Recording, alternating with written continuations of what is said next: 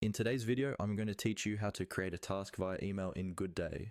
This is a really useful feature if you often work from your inbox and want a quick way to turn emails into actionable tasks without opening the full Goodday interface every time.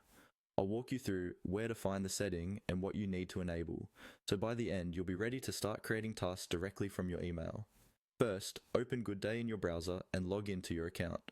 Once you're on the main dashboard, look toward the lower left corner of the screen. Here, you'll see your profile icon. This might be your initials or a small picture, depending on how your account is set up. Click on that profile icon to open your personal menu. When the profile menu appears, look for the option labeled Account Settings. This is where you control most of your personal preferences and integrations.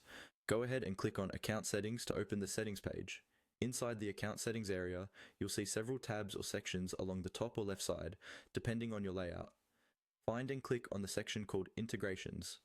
This is the place where Goodday connects with other tools and services, including email-based features.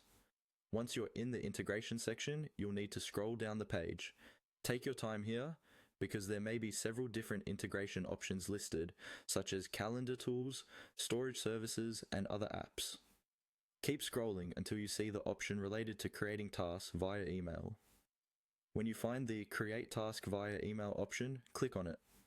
This will open the specific settings for this feature. Here, Goodday will usually show you a unique email address or format that you can use to send in tasks. The idea is simple.